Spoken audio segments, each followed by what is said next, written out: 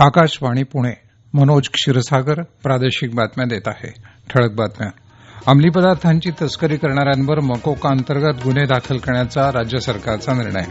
अनुकंपा तत्वावरील भरतीबाबत लवकरच धोरण ठरवण्याचं मुख्यमंत्र्यांचं आश्वासन. शेतकऱ्यांच्या प्रश्नांवर चर्चा करायला सरकार केव्हाही तयार. उपमुख्यमंत्री अजित पवार यांचं स्पष्टीकरण. इंग्लंडविरुद्ध दुसऱ्या कसोटीच्या पहिल्या दिवशी भारताची आश्वासक सुरुवात आणि राज्यातल्या अनेक भागांमध्ये जोरदार पावसाचा इशारा. अंमली पदार्थांची तस्करी करणाऱ्यांवर मकोका अंतर्गत गुन्हे दाखल करण्याचा निर्णय सरकारनं घेतला असून या संदर्भातलं विधेयक या अधिवेशनात आणून त्यानुसार कारवाई केली जाईल अशी घोषणा मुख्यमंत्री देवेंद्र फडणवीस यांनी काल विधान परिषदेत केली. ते म्हणाले की एनडीपीएसच्या अंतर्गत या लोकांवर आपण कारवाई करतो, ते बेल घेतात आणि पुन्हा कारवाई करतात आणि म्हणून यांच्यावर मकोका लावता येईल का, तर आपण तो निर्णय आता घेतलेला आहे. आपल्या कायद्यामध्ये बदल करून आपण यांना संघटित गुन्हेगारीखाली मकोकाखाली अटक करता येईल या प्रकारचं अमेंडमेंट याच अधिवेशनात आणतो आहोत. हा टास्क फोर्स पूर्णपणे कार्यान्वित झालेला आहे, पण आता प्रत्येक पोलीस स्टेशनमध्ये स्वतंत्रपणे एनडीपीएसचं युनिट आपण तयार केलेलं आहे. त्याला अधिकारी आणि अंमलदार हे दिलेले आहेत आणि त्याची कारवाई आपण सुरू केलेली आहे. विविध विभागातल्या अनुकंपा तत्वावरील भरतीबाबत बोलताना मुख्यमंत्री म्हणाले, पोलिसांचे सगळ्या विभागांना सांगितलेलं आहे की अनुकंपाची जी काही नियुक्ती आहे ही मिशन मोडवर द्यायची. त्यामुळे सगळ्याच विभागांमध्ये आता हे काम आपण चालू करतो. आपण सांगितलं तसं विभागांनी काही अडचणी सांगितल्या होत्या, त्या अडचणी दूर करून त्याची नियमावली आपण लगेच प्रसिद्ध करतोय आणि मोठ्या प्रमाणात म्हणजे आता हे मिशन मोडवर घेण्याचा आपण निर्णय घेतलेला आहे. अनुकंपा भरती खूप मोठ्या प्रमाणात आपण करणार आहोत. राज्यातल्या विनाअनुदानित शाळांना टप्प्याटप्प्यानं अनुदान देण्याच्या निर्णयावर शासन ठाम असून संबंधित शाळांनी विहित नियमांची पूर्तता केली असल्यास त्यांना लवकरच पुढील टप्प्याचं अनुदान देण्यात येईल अशी माहिती उपमुख्यमंत्री एकनाथ शिंदे यांनी विधान परिषदेत दिली. मुख्यमंत्री, उपमुख्यमंत्री आणि संबंधित विभागांमध्ये चर्चा करून लवकरच याबाबत निर्णय घेतला जाईल असं त्यांनी सांगितलं. पिंपरी चिंचवड महानगरपालिकेच्या विकास आराखड्याबाबत सुमारे 30,000 हरकती आणि सूचना दाखल झाल्या असून त्यावर नगर नियोजन विभागाकडून सविस्तर सुनावणी करण्यात येत आहे. सुनावणीनंतर आवश्यक सुधारणा करून अंतिम आराखडा तयार केला जाईल असं राज्यमंत्री माधुरी मिसाळ यांनी विधान परिषदेत सांगितलं. या विकास आराखड्यामध्ये कोणावरही अन्याय होणार नाही याची दक्षता घेण्यात येईल असं त्यांनी स्पष्ट केलं. विद्यार्थी संख्या कमी झाली तरी राज्यात कुठलीही शाळा बंद केली जाणार नाही असं उपमुख्यमंत्री एकनाथ शिंदे यांनी विधान परिषदेत एका लक्षवेधीला उत्तर देताना सांगितलं. शासनानं कुठलीही शाळा बंद केली नसल्याचं स्पष्टीकरण राज्यमंत्री पंकज भोयर यांनी दिलं. राज्यातलं सरकार शेतकऱ्यांचंच आहे. शेतकऱ्यांच्या सर्व प्रश्नांवर केव्हाही चर्चा करायला सरकार तयार आहे असं उपमुख्यमंत्री अजित पवार यांनी काल विधानसभेत सांगितलं. शेतकऱ्यांचे प्रश्न अडचणी समजून घेऊन त्या सोडवणं, शेतकऱ्यांना मदत करणं ही सरकारची जबाबदारी असून आमचं सरकार ती पार पाडेलच अशी ग्वाही त्यांनी दिली.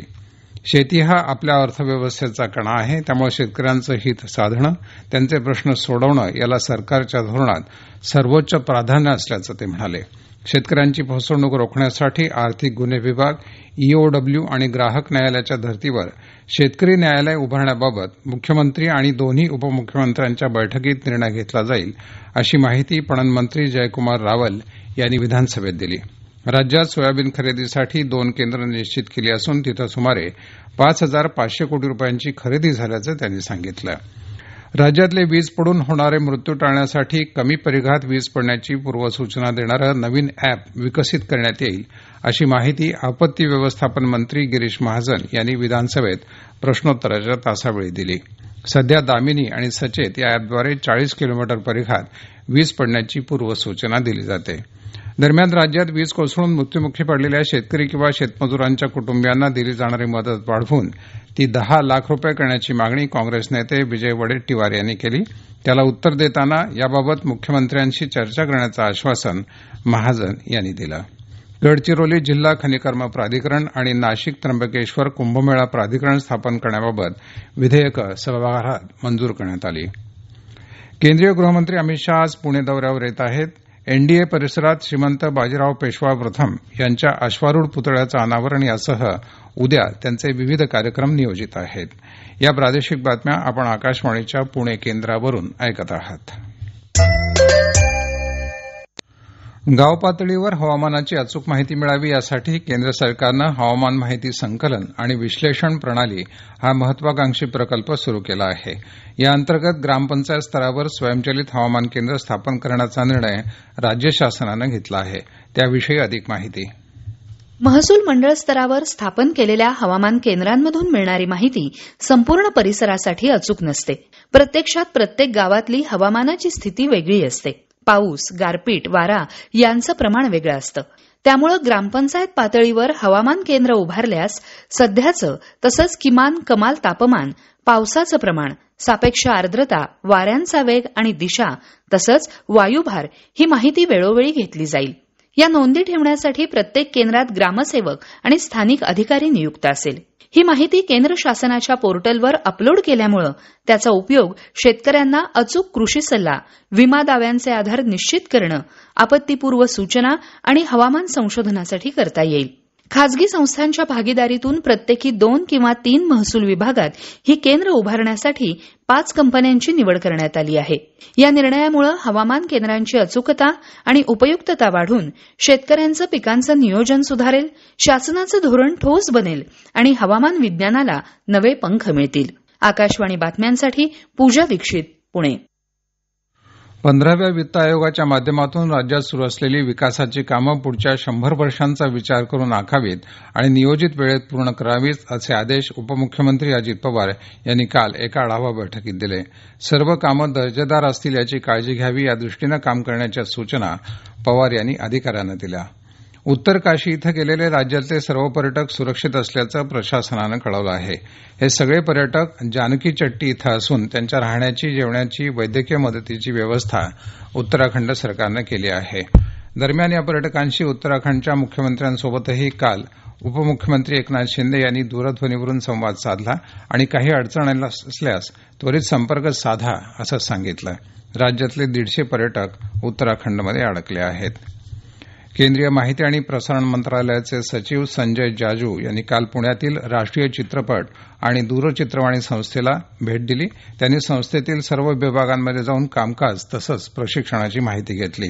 उपस्थित विद्यार्थी आणि शिक्षकांसोबत त्यांनी संवादही साधला. त्यांनी राष्ट्रीय चित्रपट संग्रहालयाच्या परिसराला देखील भेट दिली. यावेळी मंत्रालयाच्या पुण्यातील विविध विभागांचे वरिष्ठ अधिकारी उपस्थित होते. एजबॅस्टन इथं दुसऱ्या कसोटी सामन्यात पहिला दिवस अखेर भारतानं इंग्लंडविरुद्ध 5 बाद 310 धावा केल्या. कर्णधार शुभमन गिल 114 आणि रवींद्र जडेजा 41 धावांसह खेळत आहेत. जसप्रीत बुमराहला विश्रांती देऊन वेगवान गोलंदाज आकाशदीप पदार्पण करत आहे. शार्दूल ठाकूर आणि साई सुदर्शन यांच्या जागी वॉशिंग्टन सुंदर आणि नितीश कुमार रेड्डी यांचाही समावेश केला आहे. रत्नागिरीत गेले काही दिवस चांगला पाऊस होत आहे. काल संध्याकाळनंतर पावसाचा जोर वाढला असून मुसळधार पावसाची संततधार सुरू आहे. राज्यात सर्वत्र पाऊस पडण्याची शक्यता आहे. कोकण, विदर्भ आणि मध्य महाराष्ट्रात तुरळक ठिकाणी जोरदार पावसाचा इशारा हवामान विभागानं दिला आहे. पुण्याच्या घाटमाथ्यासाठी लाल बावटा तर ठाणे, रायगड, रत्नागिरी, सिंधुदुर्ग तसंच नाशिक, सातारा आणि कोल्हापूरचा घाटमाथा या भागांना नारंगी बावटा फडकवण्यात आला आहे. शेवटी पुन्हा ठळक बातम्या. अंमली पदार्थांची तस्करी करणाऱ्यांवर मकोका अंतर्गत गुन्हे दाखल करण्याचा राज्य सरकारचा निर्णय. अनुकंपा तत्वावरील भरतीबाबत लवकरच धोरण ठरवण्याचं मुख्यमंत्र्यांचं आश्वासन. शेतकऱ्यांच्या प्रश्नांवर चर्चा करायला सरकार केव्हाही तयार, उपमुख्यमंत्री अजित पवार यांचं स्पष्टीकरण. इंग्लंडविरुद्ध दुसऱ्या कसोटीच्या पहिल्या दिवशी भारताची आश्वासक सुरुवात आणि राज्यातल्या अनेक भागांमध्ये जोरदार पावसाचा इशारा. आकाशवाणी पुणे केंद्रावरचं प्रादेशिक बातमीपत्र संपलं. नमस्कार.